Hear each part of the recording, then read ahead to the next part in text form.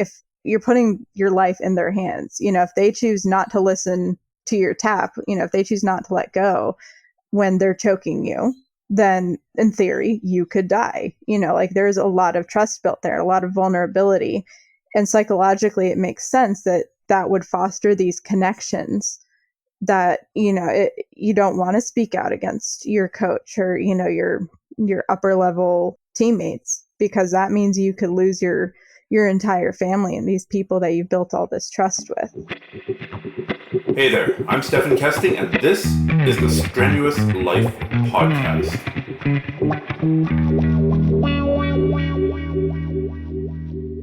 Ladies and gentlemen, today I'm thrilled to have Averi Clements on the podcast. Averi was the managing editor for Jiu-Jitsu Times, was a very outspoken advocate for women in the sport and some of the problems that women are having in the sport, and is just an all-around interesting person. Averi, you're in Australia, but you're not from Australia. Is that correct? Yes, I am. I'm currently in Adelaide, Australia. I'm originally from Pittsburgh, Pennsylvania. So hence I don't have the cool accent, unfortunately. But yeah, I have traveled quite a bit to be here. What brought you to Australia? Was it work? Was it love? Was it being exiled for stealing a loaf of bread? I wish it was the last one.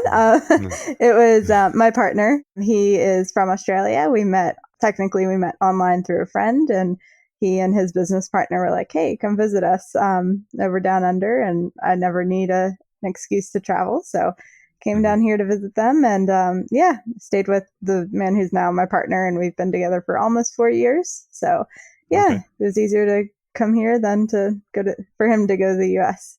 Okay. Yeah, you've kept your accent fairly well there. While we were chatting before, I thought I picked up just a touch of the down under accent.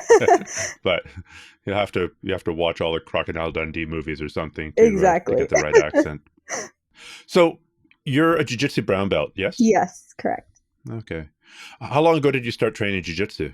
It's been, I think, about 9 years now, just a little over 9 years. So I was actually living in Costa Rica at the time. Okay. Yeah, and so that's where I got my start. I obviously then moved back to the US, then I moved back to Costa Rica, back to the US, and I got my brown belt here. Okay. And so how long ago was that? How long has that journey been so far? Yeah, I think it's about 9 years. It'll be 10 years next year. 9 years. Yeah. What drew you to the sport initially? Yeah, so I was in Costa Rica. I was teaching English as a second language at the time, and I was coming back from visiting a friend, and the taxi driver, I was coming back in a taxi, and the taxi driver got a bit creepy with me, and I felt like in that situation, I narrowly escaped being sexually assaulted.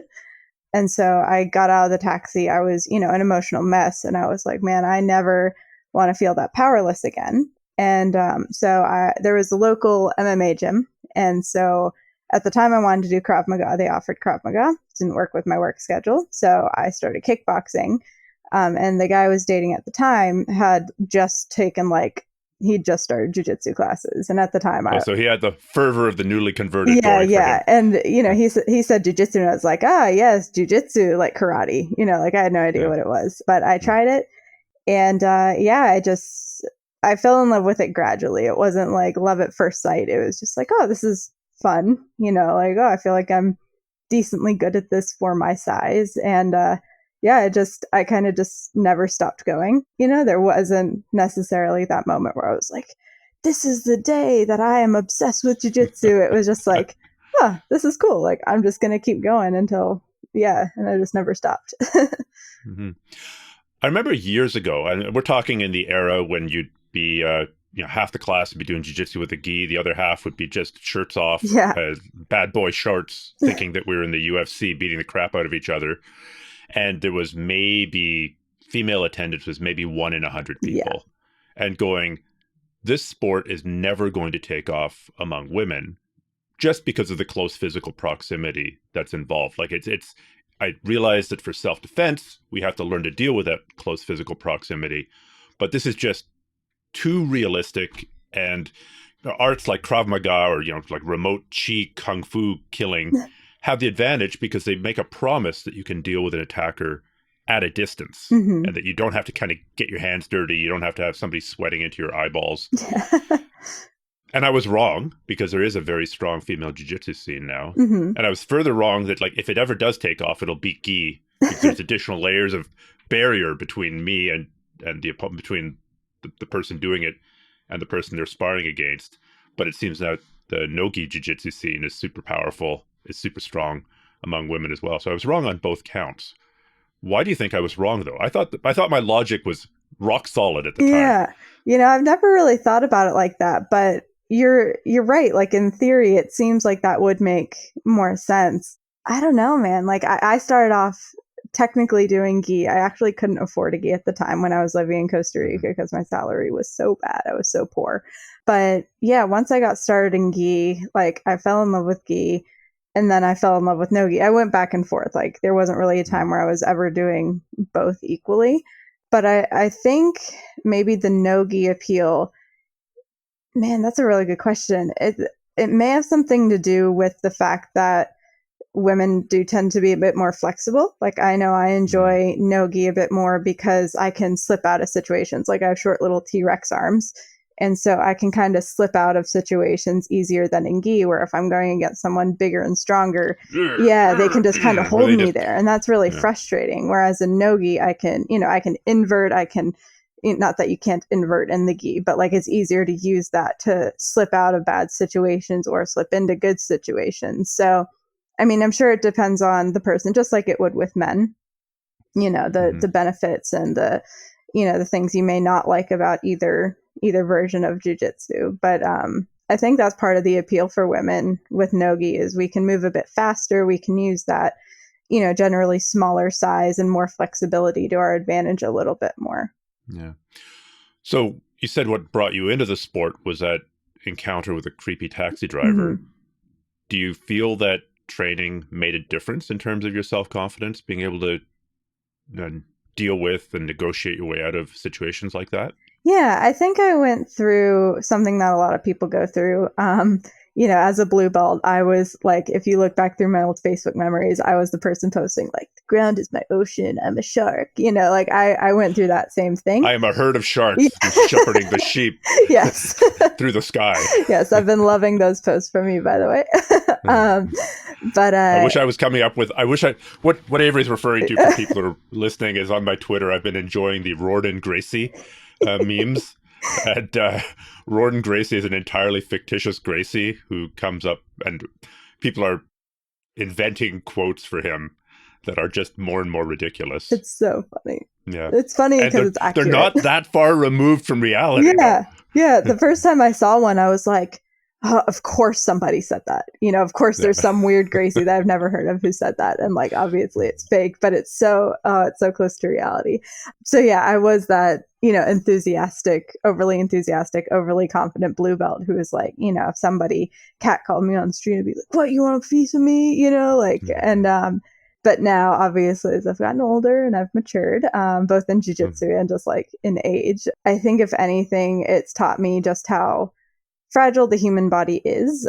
So I do have more confidence knowing that if somebody untrained tried to attack me and it did come to, I can't run away, I would probably be able to handle myself. Like, I have trained a bit of MMA. It was years ago, but like, I generally understand how to protect my head and be safe, but I don't necessarily have that weird, like, bro confidence, I guess you could call it, where it's like, I'm eager to get into a fight. Like, on the contrary, I understand how easy it is to get hurt, but I just not enough testosterone and trenbolone in your diet, apparently. Yeah, exactly.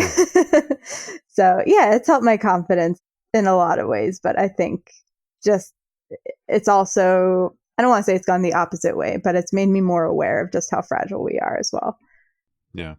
No, that's definitely true. I mean, when you see all the things that can go wrong in training, it gives you a new appreciation for things that could go wrong in a far more complex environment. Yeah. Like dust streets, yeah. right? I mean, yes, there's not syringes and broken glass all over the ground everywhere, but there are cars, there are people, there are friends, there are potential, weapons that you're carrying, weapons that he's carrying.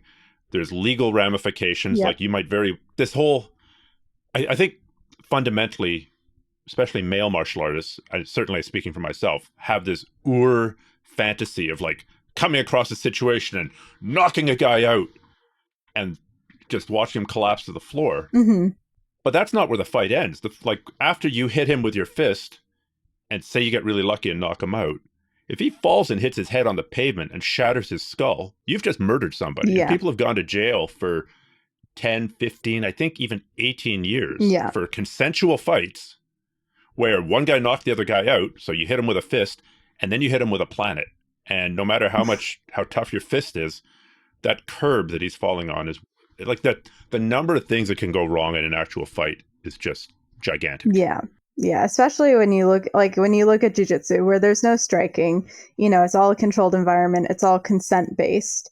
And there's still just like weird accidents. Like I mentioned to you earlier before we started that like I had a weird injury happen with my rib, and like that was two people being very careful. It wasn't even the part of me that was like supposed to be injured. Like if something were to happen, like these accidents happen. What was it? What position were you in? Yeah, so I was rolling with another female black belt. She wasn't gigantic. She's my size. She's very skilled, very careful. And so she got me in an armbar. She was on the bottom and she got me in an armbar. So I had one arm extended and I was trying to stack out of it. And it wasn't even this side of my body, the one being attacked, that got hurt. I just felt this pop and I thought I tore my pec.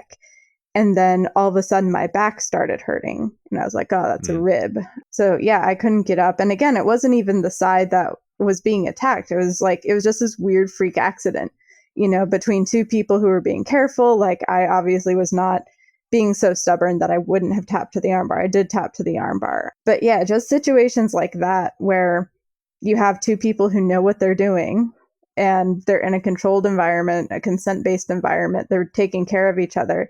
And weird stuff like that still happens. And we see it all the time, with people blowing their knees out, with leg locks, with, all these weird injuries that happen. And, it makes you think, okay, if that can happen in that sort of environment that's very careful and controlled, if you're doing that on the street with somebody who isn't trained, who isn't, playing by the rules, then like there's so much potential for really horrific stuff to happen. The difference is you probably would be hopped up on so much adrenaline, you probably wouldn't feel most of those injuries until after. Yeah. But that doesn't mean that it's not the, So then you had a rib injury. Mm-hmm. Now there's a magic rule of rib injuries, which is that every single person who's ever had a rib injury has gone back to training too quickly and re-injured it. Yes. So did that happen? No, I was actually careful with this one just because it hurt that bad. So I'm a kids coach, I can't right now because of my new work schedule. But so I also coach the kids at the gym where I train. So yeah, I didn't go right back to training. I did go back to coaching. I was like, okay, I can surely have, one of these little pint-sized 5-year-olds on me, and they would put me in side control and I would be like, oh my God, like it was just agony. And so I'm like, nah, I'm waiting this out. I'm going to focus on lifting and getting stronger. And then I hurt my back lifting. So like. Now, you've said that, yes, you've been injured, but that it's also been good to take time off of jiu-jitsu. Yeah. So what did you mean by that? I weirdly think that let me put it this way. Since I started jiu-jitsu, it has been my life. It's been my social life. It has been the reason that I've moved to certain places. Like I've moved to houses, and obviously I'm in Australia now because my partner, who's a jiu-jitsu guy, I met him through jiu-jitsu. I had my job at the Jiu-Jitsu Times for, probably around 5 years. So it has just been my life in and out. And that injury coming right around the time that I was planning on switching jobs anyway, and right around the time that all the fight sports stuff started coming out, that was very stressful for me as well. And so being able to take a step back from all of that really made me question in a healthy way, like, who am I outside of jiu-jitsu? Because for so long, it has been my whole identity. All my friends are from jiu-jitsu. My job was jiu-jitsu. My hobby was jiu-jitsu. Yeah, so I spent so long with my entire life just being like jiu-jitsu inside and out, that when it was suddenly removed and I had to decide, okay, like outside of that job, who am I? What would I want to do if I'm not writing about jiu-jitsu, which I love? Okay, if my source of exercise in my social life isn't jiu-jitsu, then like, what is it? And so I didn't have to like reconstruct my entire identity, but I did have to sit down and think, who am I outside of that? And I think it was very challenging, and I did have a bit of an emotional crisis over it, but it turned out for the best. I'm, all good with everything outside of that. But I do think it was healthy, and I needed a break, like with all the negative stuff that had been happening that I'd been covering. And, I was a bit, it sounds weird to say, like, I was angry at jiu-jitsu, but like with the injuries I'd had and things like that, I was just like, I felt this negativity and resentment building for the sport as a whole. And I knew I wanted to come back to it. So I needed to take a step back for that to happen. I think you're not in the minority, at least not in the minority of my audience, because I get contacted every day by many people who are like basically saying, what the fuck is wrong with my sport? Yeah. What's wrong with the main figures in it? What's wrong with the big influencers in it? What's wrong with the athletes in it? What's wrong with the culture in it? And because I've been focusing for the last year and a half on sort of the science behind COVID, and that's the lens through which I'm seeing that, right? Like, what the fuck is wrong with, athletes basically saying COVID is fake, take ivermectin, I don't know, take homeopathic vaccines, all that kind of stuff. But I'm assuming that the stuff that was getting really under your skin was more of the, well, if I say the fight sport stuff, could you go a little bit into that? Because I'm not sure that everybody recognizes what you're talking about there and what happened there. Yeah, of course. So the fight sport situation started, I think it was like technically in 2018, when Marcel Goncalves, who was a black belt under Cyborg, was arrested. The charges were that he had been having sex with a 16-year-old student who had been his student since she was 10 years old. So when he was arrested, he said, he basically, according to the police report, he admitted to what he'd done. So he hasn't been convicted, but he has said, like, I don't know what's wrong with me. And according to the police report, basically admitted to what he'd done. So Cyborg initially released a statement saying, we condemn this, just denying any support of Marcel. And then in 2019, it started coming out that, there were these photos of Cyborg and other people from Fight Sports hanging out with Marcel in a group setting. And then I believe it was earlier this year, there was an Instagram story posted from Wagner Hosch's daughter where Marcel was in Wagner's academy. And so that was a thing. And then Tex Johnson said that he had been training with Marcel at Wagner's academy. So there had been all this stuff saying that, like, Marcel had been still training with these Fight Sports guys even after they'd condemned him. It's a whole, like, it's this weird tangled web of all these things. And there were accusations that at a Fight Sports camp in Brazil, another woman came forward saying that one of the other participants at the camp had tried to rape her, and said that Cyborg had basically tried to get her to retract the police report. So she came forward with that officially in the New York Times article that came out. But where this all came to a head was Mo Yassim, who is the ADCC frontrunner. Basically, he promotes the whole event, organizes the whole event. As we were getting ready to release Tex Johnson's statement saying that he'd been training with Marcel at his academy, or at Wagner's academy, Mo then came out with the same thing. So when Mo came out with it, like, I was already in the middle of that article. It was released soon afterward. And that just, like, it released the floodgates about all this stuff. So then it came out, Mandy Schneider, who, she volunteered her name.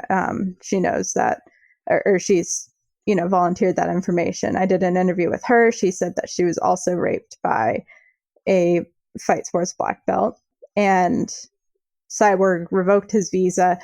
I know this is all very convoluted and, like, this crazy tangled web, because that's really what it has been. But it was basically this massive scandal. And so what that amounted to, after I'd been covering it, Mo got a hold of the New York Times, and they have also now covered that in a very long and extensive article. So, I did read that I wouldn't say it's good coverage for our sport. Yeah. No, but it's necessary. So, sure. Yeah.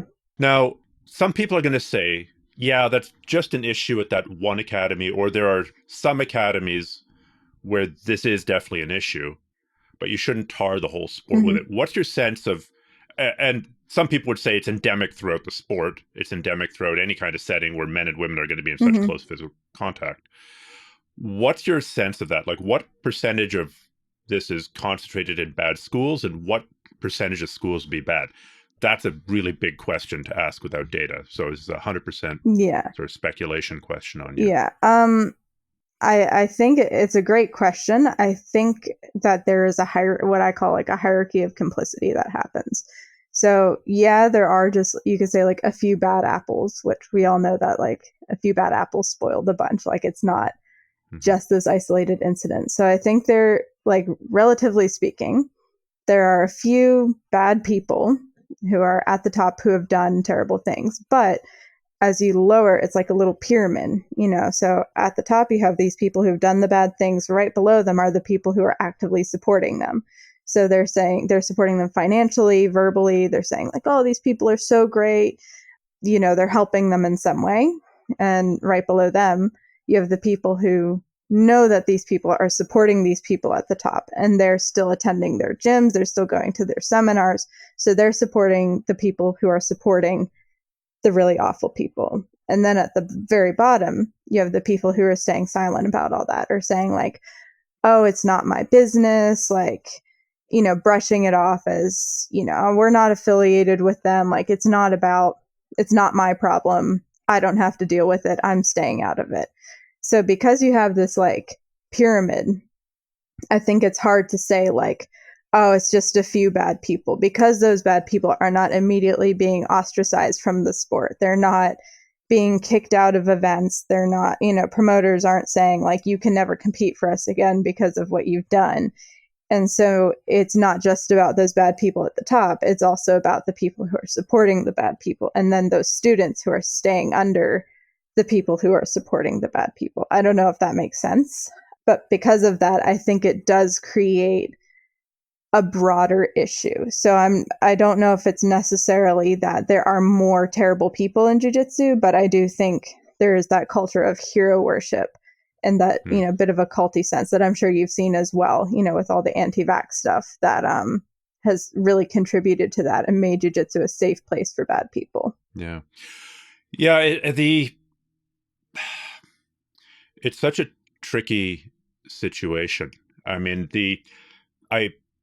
jiu-jitsu is different from a lot of other activities because it's so intensely social, right? You said, it had been your life. You'd been immersed in it completely. Your friends were jiu-jitsu. Your partner was jiu-jitsu. Your work was jiu-jitsu. And when you separated from that, you felt a lot of anxiety. And similarly, some dudes work, I don't know, he's a lawyer. He's working 50 hours a week. And then, he's got wife, he's got kids, he's got other commitments. He can devote, I don't know, 8 hours a week to something else, and that's jiu-jitsu, and that's his only release, or her only release. This isn't a male-female thing. And that's when you build these intense social connections by trying to, pretend break people's arms and pretend strangle them to death and pretend smash them. So that your connection to your teammates and your connection to your friends at the school is so strong that I think there's a strong incentive to ignore bad shit going on, because if you pay attention there, you're gonna have to take action, and that means leaving your friends. And I think that helps explain why every once in a while, when I watch jiu-jitsu schools, there are mass exoduses, right? People leave, people leave, and all of a sudden, it's like the little tiny hole in the bucket. Just somebody cuts the entire bottom out of the bucket. Everybody leaves all at the same time. Yeah. Because it's the connection with their training partners and the people who are just a little bit above them and the people just a little bit below them.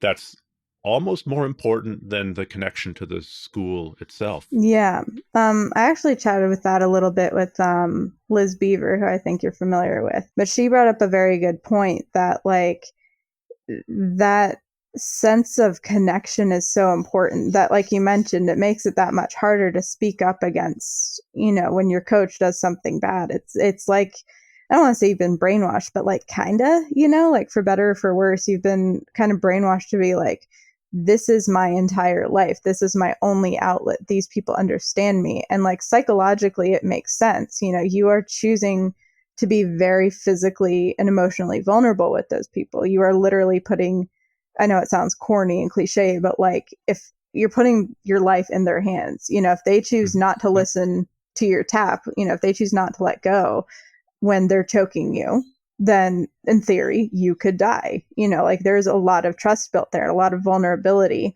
And psychologically, it makes sense that that would foster these connections that, you don't want to speak out against your coach or, your upper level teammates, because that means you could lose your entire family and these people that you've built all this trust with. Yeah. Not to mention the various sort of hierarchical structures that are built into the sport. Yeah.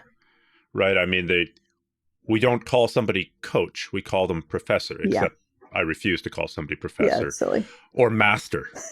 Right? Like, and that's a big part of the reason why I don't like those titles at all. Mm-hmm. Like, I think first, if I call you Averi, mm-hmm. that's kind of a one-to-one, peer-to-peer interaction. Mm-hmm. If I call you Supreme Holy Mistress who can never be wrong, Clements. That's what everyone calls entirely. Me. Well, okay. Then that would certainly set a different tone for the rest of our interactions, no matter what we're talking about. Even if we're talking about recipes for making our hard-boiled eggs. Yeah. So, what did I call you? Supreme Mistress who can never be wrong. Supreme Clements. Holy Mistress to you. Supreme Holy Mistress. I'm sorry. Forgive me. I am not worthy. It just changes the entire tone of the interaction, and and then so many people, like, it's kind of an aspect of the blue belt curse, right? People stay in the sport until they get their blue belt and then they vanish. Yeah. They don't want to leave that school because if they go to Jim Bob's Jiu-Jitsu down the road, they're a 3-stripe white belt. They're due for their blue belt in 6 months. And if they go to Jim Bob's Jiu-Jitsu down the road, they're going to have to start again. Mm-hmm. And it's this sacred lure, this ever-dangling carrot of the next promotion, mm-hmm. just dangling in front of you. Yeah. And I think a lot of that comes to, like you mentioned, like there's the titles that come into play. Like I cannot believe that there's people who call their instructor master. Like that it blows my mind. Like I think if somebody asked that of me, I would laugh in their face and get kicked out. But there's also, I think, a lot of the hierarchical rules that come with that. Like the white belts are kind of beat up on. Like I know some coaches are like, I don't even bother to learn the white belts' names. Like I'm like, a bit silly, a bit rude. But you have schools that are like, okay, if you're a lower belt, you cannot ask an upper belt to roll. Like they have to ask you, and so there's also this feeling of, oh, I have to get to the next promotion because that's the only way I'm going to get respected, and that's toxic too. Like where I train now, we all line up according to rank, mostly just so everybody knows who everyone is. But there's none of that weird, oh, now my cat's trying to step on the keyboard. But there's none of that. Like anybody can ask anyone to roll. Like the white belts are free to ask the brown belts and, the couple of black belts to roll. There's none of that weirdness, like everybody volunteers to clean the mats after class because we don't have like an official cleaner. So yeah, there's none of that weirdness. And as a result, like there's not really a weird divide between like, oh, only the brown belts are friends with each other. Like, some of my best friends are the white belts, there's none of that weirdness. And so, yeah, everybody wants to get to the next belt, but it's not so much, oh, I want to be respected. I want to get my blue belt because I want to be respected. It's, I want to get to blue belt because I feel like I've put in the work to get there. And then, of course, they get their next belt and suddenly it's like the imposter syndrome kicks in and like, oh, I don't deserve this, And to me, that's so much better than craving that next belt just for the sake of wanting the power that comes with it. You know what I mean? Yeah. Well, before we get kind of into how to recover love lost for jiu-jitsu. Let's just address one thing that people are going to be saying, like, yeah, the fight sports scene was terrible. That was dysfunctional. But that's a one-off. This kind of stuff doesn't happen elsewhere. Now, I mean, I've been in the sport long enough to remember the Lloyd Irvin situation. What was it, 15, 16 years ago, something like that. But there have been other high-profile cases since. Yeah. There have been a few. I've been forced, unfortunately, to take a couple articles about that down in the past because lawyers and I am not rich. Oh, really? So you wrote stuff reporting what was and got threats of being sued? Yeah. So I have been threatened with lawsuits a couple of times. The one I did have to take stuff down because I spoke with an attorney in the jiu-jitsu community. And this was when, like, I have no formal training in journalism. Like, I've just kind of learned everything with some, very kind, helpful mentors in the industry and just reading other examples in Google. And so I have no formal writing training or anything like that. So a few years ago, there was a case that, a few victims came forward and wanted to talk to me. I put their stories up, and the person who was accused came at me with threats of a lawsuit. I talked to the attorney in the jiu-jitsu community. She said, yep, this one sentence right here, they have something on you, just because I'd messed up the wording just a little bit. And so that was devastating, to me, not just because, like, that's work that I'd really put my heart and soul into that was emotionally draining and I had to take down, but I felt like I'd let those victims down as well.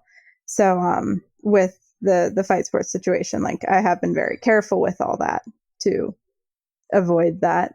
But yeah, it happens more than people think. And there's a lot of situations and cases that will probably never be brought to light.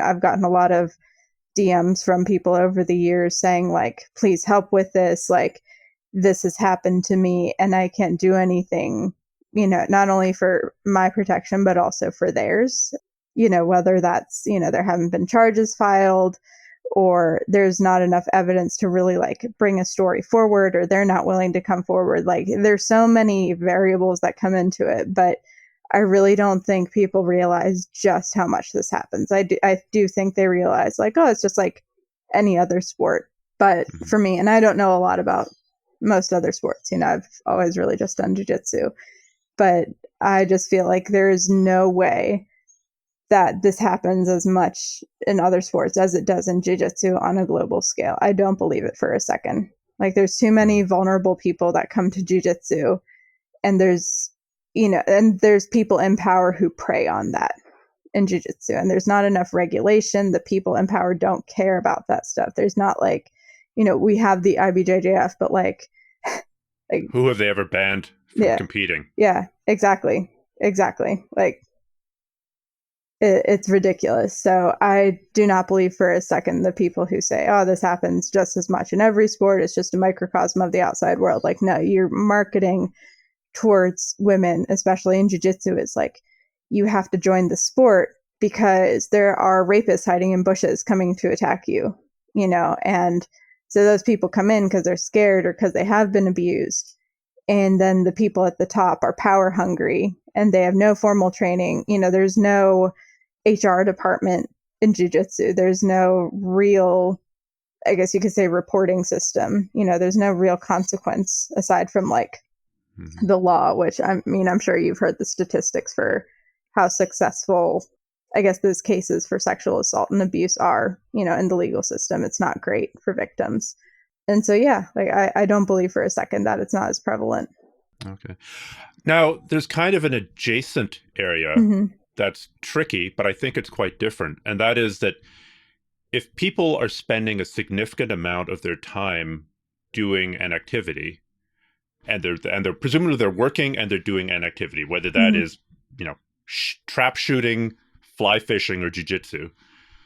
So when they are in the mating and dating pool, they're going to mate and date within their pool. Yeah. Now, there's dating within work context, which is tricky because of HR going, oh, he's a level 3 supervisor and you're a level 1 supervisor. Yeah. This is a conflict of power. There's a power differential, and you need to fill out, I'm making this up, but Yeah. it's not that far off the truth. You need to fill out a form and let HR know that you're considering dating and blah, blah, Yeah. blah, blah, blah.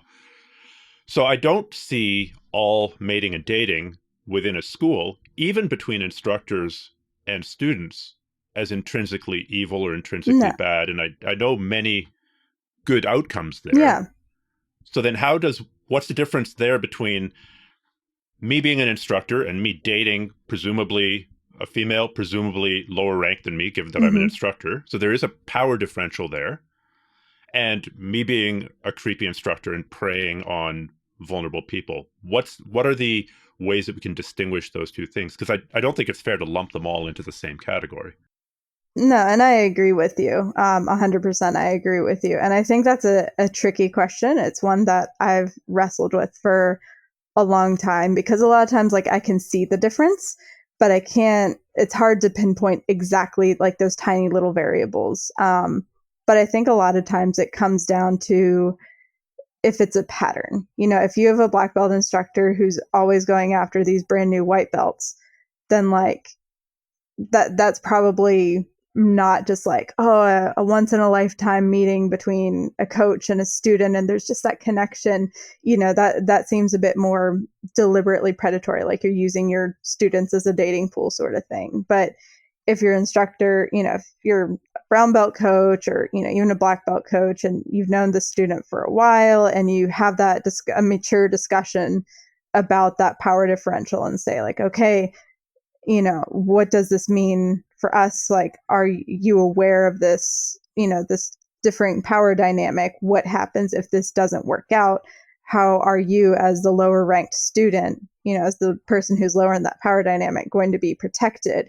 And if that coach is making the effort to take care of that, you know, lower ranked student and understanding that power differential, I feel like that's a bit different than, you know, that black belt coach who just sees a white belt and is like, hey, like, come over to my house for a private lesson. You know what I mean? Like, I think if the lower ranked student is not on that level and either has not had that explained to them or doesn't just intrinsically understand that, then that's not really fair to them. And that's when it gets a bit more predatory, because then that upper level person is taking advantage of the lack of that student's knowledge and using their power to an advantage, if that makes sense. Yeah. And like I said, there's a lot of different variables. I know a lot of success stories where a coach has, you know, dated a lower ranked student and, you know, they've been married for however many years and they have a school together, and that's wonderful. And they're consenting adults, so why not?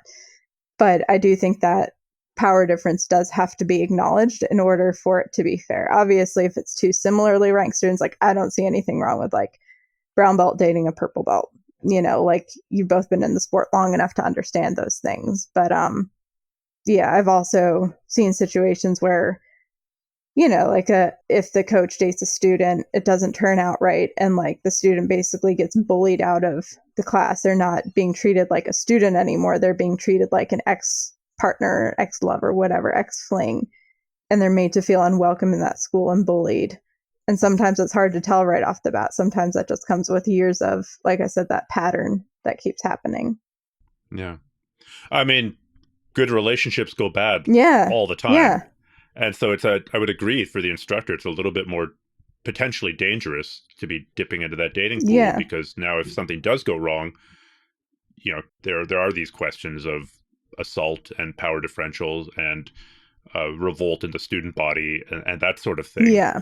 And the other way, but it's just unrealistic to think that that's not going to happen. Yeah. I'm glad to see that your cat has opinions on this as well. Yeah, she's very chatty.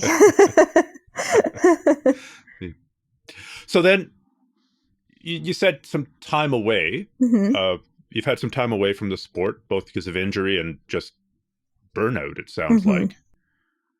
So then how are you going about, you know, kind of rebuilding your connection to the sport and your enjoyment of it? Yeah, I think I guess you could say the key word there for me is going to be boundaries, which has been something that I've been working on in my personal relationships and my work relationships, just everything. And I think I just have to embrace the fact that, like, I know I'm not like old, but I'm 29 now, and I've had a good bit of injuries in the sport. I've been doing this forever, it feels like. And I think I need to kind of accept, like, not that my ambition was ever to be like a world champion or an ADCC champion, but I do think I need to embrace the fact that, like, I am at my core a hobbyist. Like, I'm doing this because I love it. I'm not training to be a world champion. And so I should not train like I am trying to be a world champion, you know?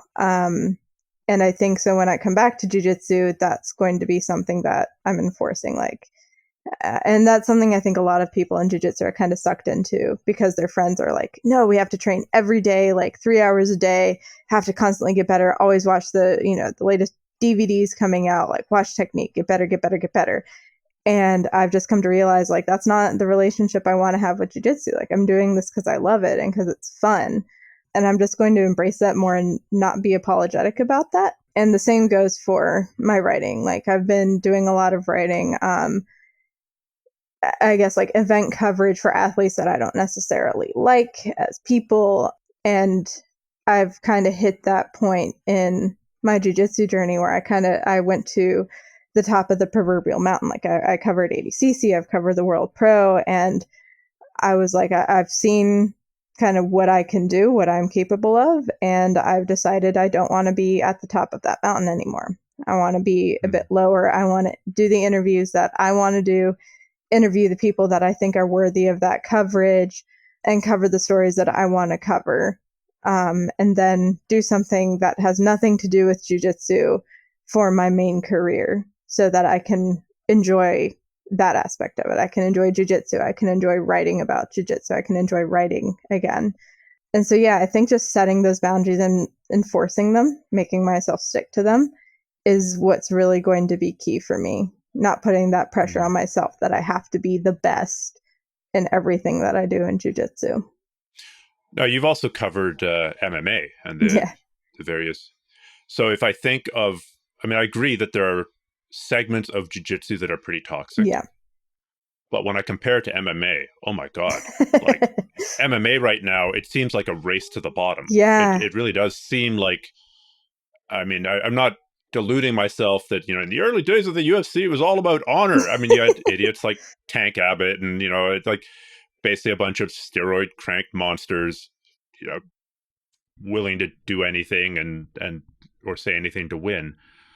But the pre-fight hype stuff that's going on now, and the immediate post-fight personal attacks on people's wives and girlfriends, it's just so shitty. Is it just that there's much more MMA now, so it's just more prevalent, or is the tone of it actually shifting?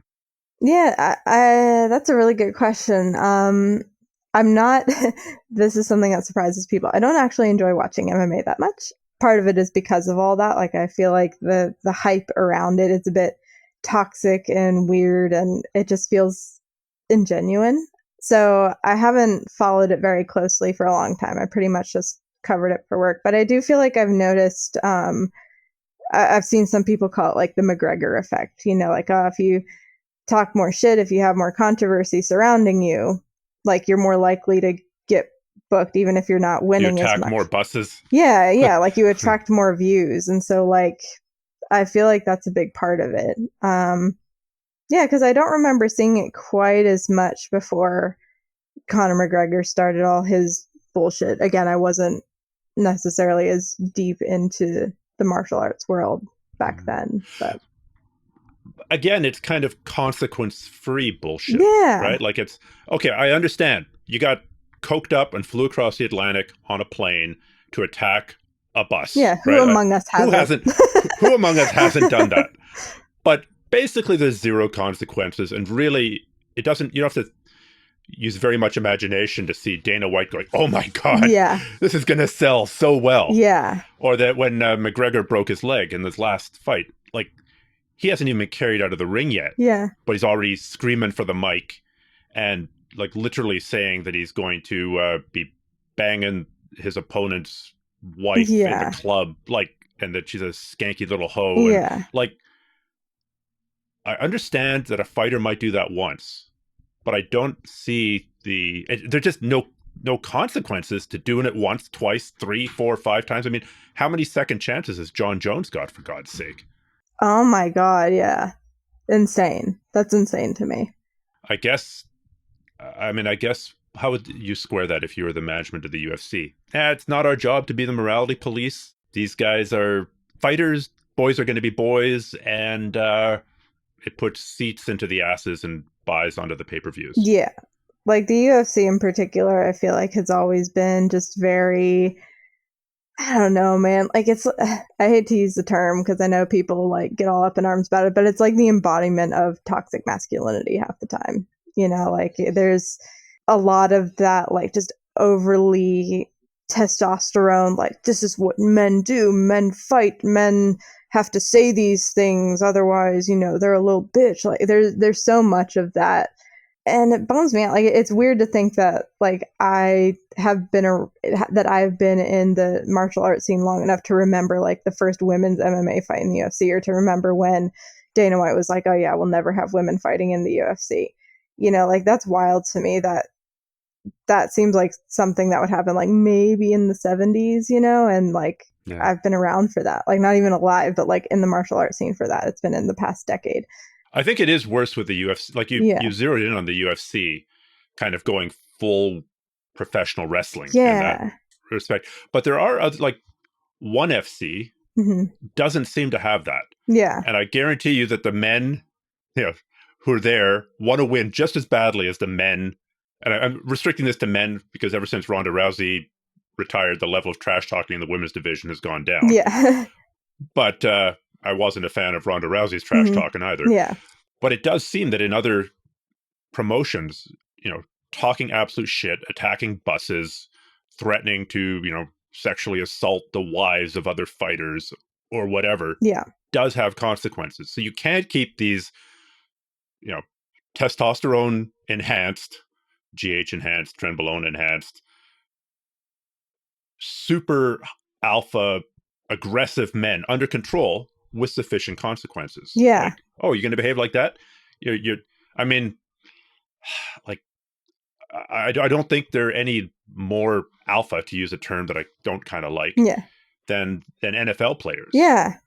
But if NFL players behaved like, given how many more NFL players there are than top tier MMA guys, if they all behaved like top tier MMA guys, it'd be just chaos. Yeah. And to be fair, though, there are a lot of big issues in the NFL. Like there's a lot of domestic abuse situations in the NFL that have been brushed over. But that's the same with the UFC as well. Sure. Yeah. I'm talking about public performance here. I'm not talking about what happens. Yeah. And I'm agreeing that there's a problem behind closed doors. Yeah. 100%. I mean, you start mixing brain damage together with substance abuse, together with the incredible highs and lows of winning and losing, and the insane amounts of stress. Like, not to excuse it, but it's a recipe for disaster. Yeah. Yeah. So, okay. Well, then how would you fix jiu-jitsu? You wake up one morning, you're the supreme holy person who has never wrong. You wake up and you're the head of the IBJJF. What would you do?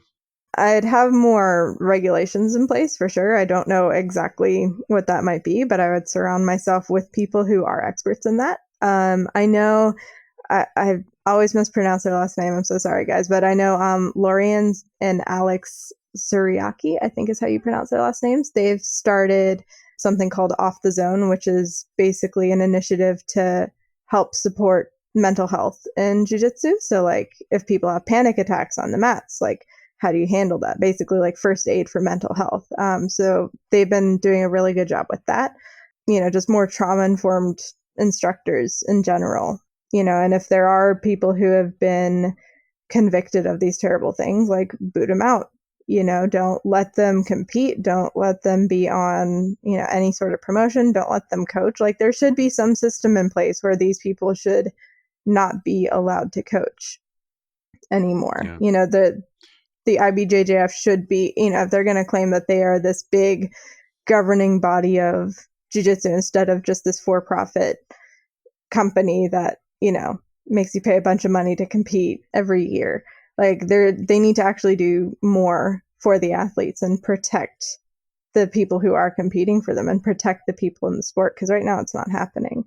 So yeah, I would really focus on that, like making sure that there are consequences, surrounding myself with people who understand that a bit better. Then yeah, like you said, like the fact that there are just no consequences for these actions is a big problem. Yeah. Well, it's I'm not saying that all of the offenders are Brazilian, but for the offenders who are Brazilian, it seems like a pretty common pattern to stir up shit in stateside and then flee to Brazil. Yeah. Where they seem to be essentially proof from prosecution. Yeah. Well, like, I don't know the Brazilian legal system, but I don't imagine, if whatever the success rate of successful prosecution of sexual assault is here in North America, I'd be willing, without any data, I'd be willing to guess it's a quarter that in Brazil. The burden of proof is much higher. Yeah. Well, a big issue too is that Brazil and the U.S. have an agreement where, like, if somebody goes to Brazil, they can't be extradited back to the U.S. So that's why you see a lot of people fleeing back to Brazil when they've been charged or accused with something, because we can't just bring them back to the U.S. and charge them for what they've done. I didn't know that there was a lack of an anti-extradition treaty. Yeah, I'm 90% sure that's the case, because I've had to look into it because of the, pretty substantial rumors that Marcel has gone back to Brazil to avoid prosecution in the U.S. And yeah, that keeps happening because that's, the easiest way to avoid consequences for what they've done in the U.S., which is really, like, ridiculous, in my opinion. Is Ralph Gracie still in Brazil? That's a good question. I'm not sure, to be honest with you. I know he was released from jail a bit early. I think he was supposed to be in for at least 6 months, and he got released early. So yeah, I'm not sure where he is right now.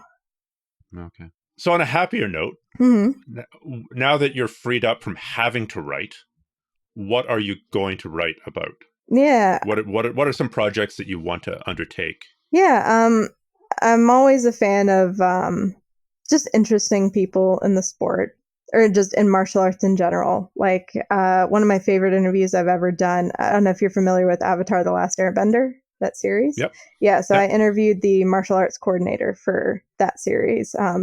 We're now like online buddies, but that was such a cool interview to blend that martial arts, like real life martial arts, and fantasy and fiction. So I'd love to focus on more of that, like, fun, nerdy type of stuff. Okay. And also continuing the work that I've done, similar to the stuff with the fight sports stuff, like just interviewing, or I want to say interviewing, covering the stories that matter to me, whatever that is. And I'm very lucky because Kit, who runs the Jiu-Jitsu Times, has given me free reign. He's like, I trust you, like, you've always done right by us. And, he's always done right by me. So I want to make sure I'm covering that kind of stuff, covering local events as well. So maybe events that aren't getting as much coverage as the big ones, and just kind of helping to propel them if they're doing something good. Just like trying to boost the good in the community rather than giving free coverage to the people who, like, don't really deserve it and they're just good at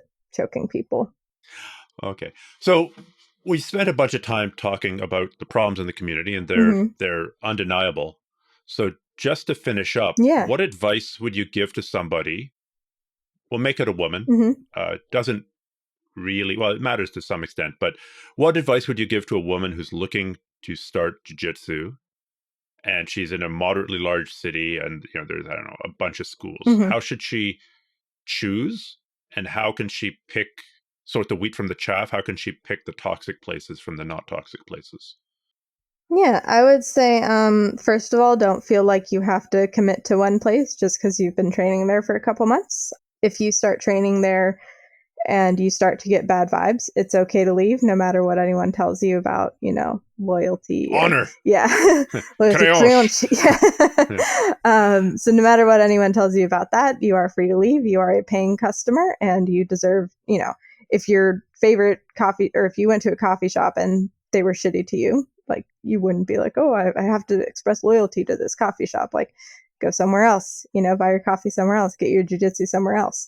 I do feel like, and this does not apply to all situations, obviously, but I do feel like women, look for minorities in the gym, women and minorities in the gym. If you go to a gym and it is all white men, I'm not saying that's inherently a problem, but if you are in a large, diverse city, I would we'll call it a yellow flag. Yeah, I would call it a yellow flag. So it's not an immediate like, nope, get out of there. But I do tend to feel like, and other people have agreed with me, that if you see a bunch of women in a gym, especially women who are higher ranked, that they've stayed at the gym long enough to get their purple or brown belt, it tends to be a little bit safer if there are more people of color, more people in the LGBT community who are training there.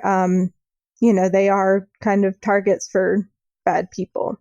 And so if you do see more people like that training there, it may be a better environment. Not guaranteed, but it's more a bit of a green flag if you see more people like that in the gym. But yeah, I think the biggest one is just don't feel like you have to commit to a place just because you Googled Jiu-Jitsu near me and you went to the first place you went to. And yeah, I don't want people falling into that trap. Yeah.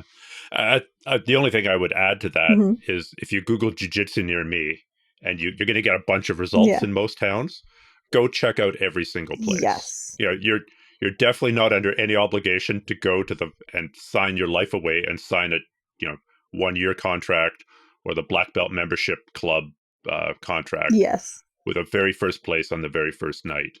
And so go and try out all 10 of them. Take notes. That's actually, because you won't remember. By the time you get to the 8th place, you won't remember what the first place is like. You won't remember what their fees are. You won't remember. And given that you're about to spend potentially, 2 years, 5 years, 10 years of your life, it's worth the extra couple of weeks of doing the initial research. A couple of times, I've actually, people have asked me, well, what about such and such club? Like, I'm not telling you that that the guy's a bad guy, but I would just Google his name and the word sexual assault together. Yeah. Now, of course, there you end up with all the allegations as well, as in addition to, and maybe he was falsely accused. But we'll call that a yellow flag as well. Yeah. I always recommend tinging on red. Yeah. I always recommend too that people even Google like name and controversy, because a lot of times, it may not be sexual assault. It may be that person has been quoting Nazis or, promoted some crazy like anti-vax propaganda. You know what I mean? Like, it's not just about the sexual assault. Whoever are you talking about here? Yeah, I know. It's such a mystery. But there have been... I can understand accidentally quoting a Nazi. Yeah. I quote lots of things. Yeah. But then afterwards, the right thing to do is to back down and say, I'm sorry. Yeah. I did not realize where that quote came from. Yeah. It's not that, it's Twitter. Yeah. Right? There's 100 billion tweets a day. You can afford one extra tweet that's no skin off your back going, whoops. Yep. I fucked up on that quote. Yep. Yeah, it sounds like you're not real sorry about that after all. I do recommend people Google just like the name and controversy, because there's been stuff that's come up that I'm like, oh, I didn't know about that.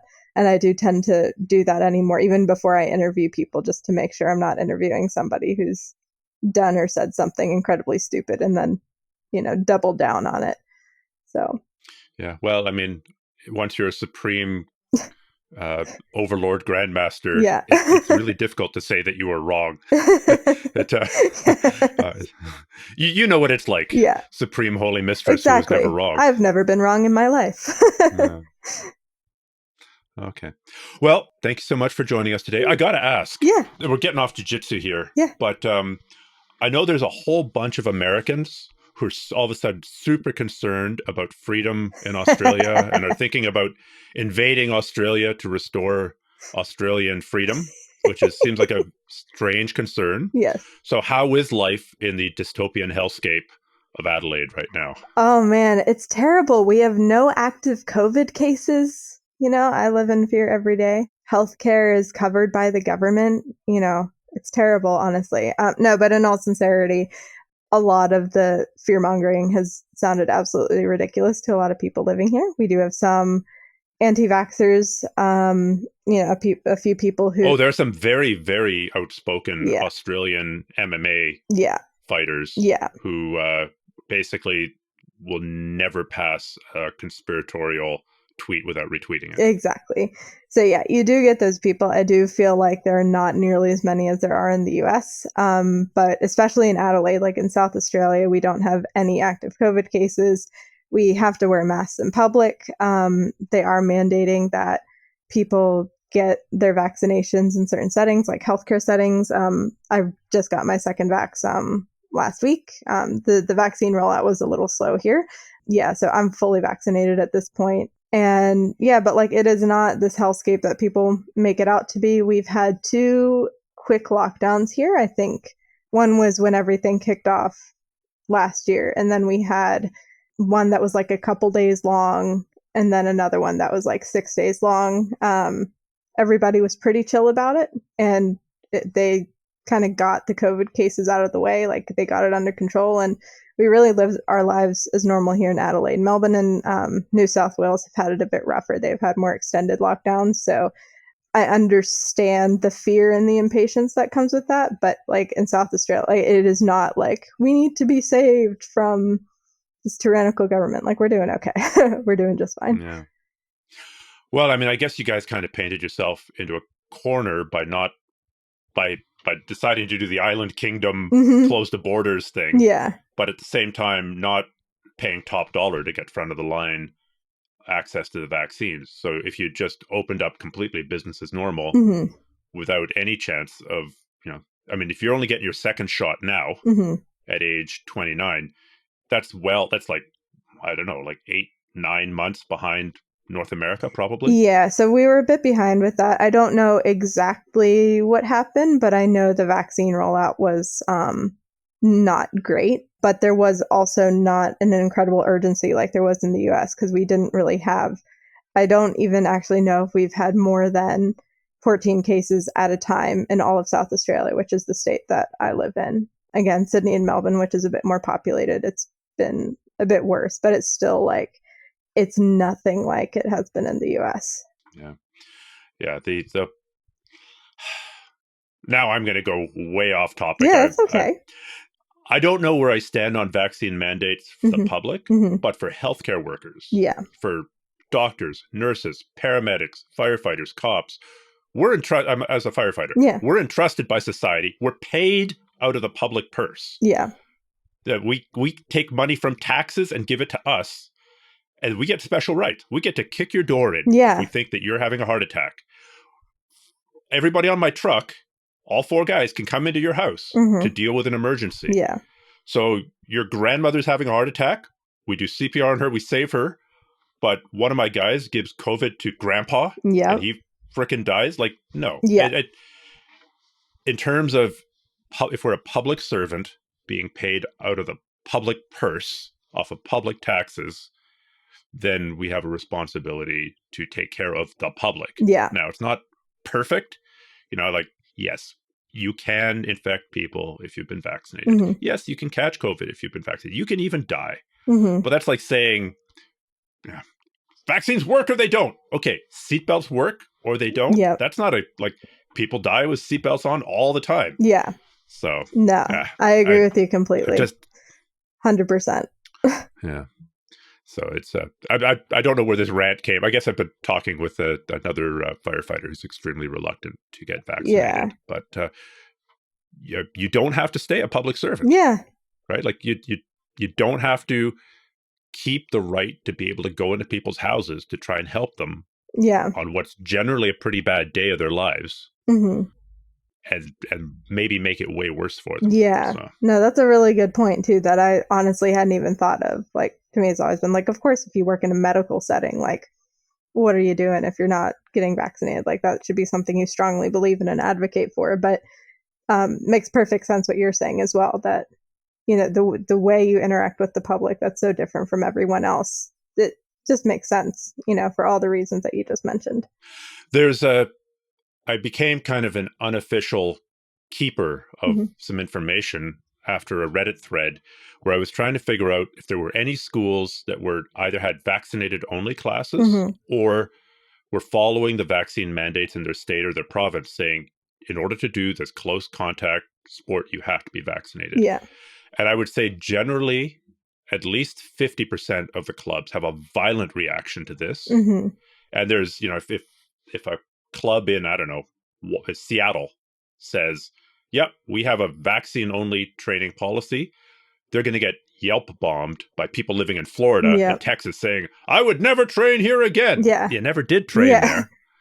So now I've got this sort of secret list of clubs that require vaccination that people kind of come to me and ask, like, hey, do you know anyone in Ottawa who's actually following the rules? Do you know anyone in, I don't know, Maryland? And because you can't post this. Because if you post it, you're providing an attack list for the people who have nothing better to do but, defend, I don't know, what they see as freedom and personal liberty and the right to behave without any consequences. Yeah. So that's wild. I'll definitely send people your way, though, if they have any questions about that, because I know I have friends who are, high risk and want to get back to training, but, don't know where to go where they can be safe. I mean, the easy answer there is get vaccinated and then have a small training pod with one or two other people, 2 or 3 other people. Like, especially if you've been training for a little bit, you can make a lot of progress in a garage gym. Yeah. No, you're not going to get promoted and you're not going to make as fast progress as if you're going to hardcore classes, but you're still going to make progress. And, for people who've had to take layoffs like you, which is essentially everybody who's in the sport for any length of time. Yeah. Anybody who's training this sport will have to take a layoff at some point, probably from injury, maybe from life. Jiu-Jitsu will be there for you when you get back. Yeah. Right.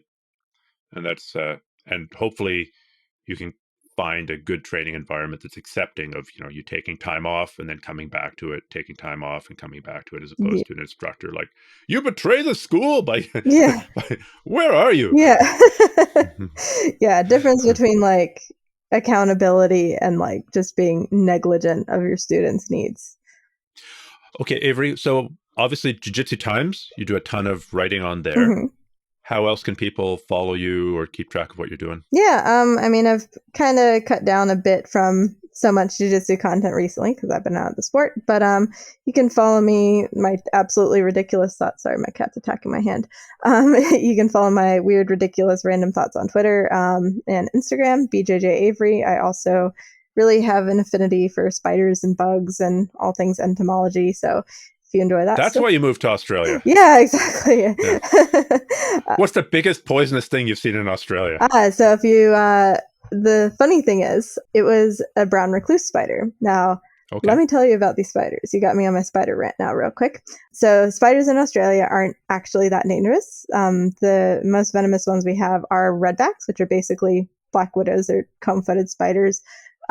We have mouse spiders, which are big, called the megalomorphs. They're like the big, thick, shiny black spiders. And we have Sydney funnel webs, which are also highly venomous. So those are the 3 main ones you have to watch out for. The big huntsman spiders, the big brown ones you see everywhere. They're like wall puppies, people call them, because they just like hang out and eat bugs and don't bother anyone. They're not considered medically significant. But unbeknownst to me, we also have brown recluse spiders, which they cause necrotic tissue if they bite you. We have those in the US, and I did not think we had any in Australia until I took a picture of a random spider in my closet one day. I posted it to like my Australian spider identification group on Facebook, and I said, "What is this?" And they said, "It's a brown recluse, and you only get those in Adelaide, particularly in some suburbs. One of those suburbs happens to be the one that I live in." So I'm like, that would be my luck. So that is the most venomous animal I've encountered here. But yeah, most of the spiders are not ever going to bother you as long as you don't bother them. A friend of mine did a firefighting exchange. He was in Surfer's Paradise, I believe. Okay. So that's, I think, Northern Australia. Okay, yeah, I'm not familiar with it. Yeah. Northern Australia somewhere.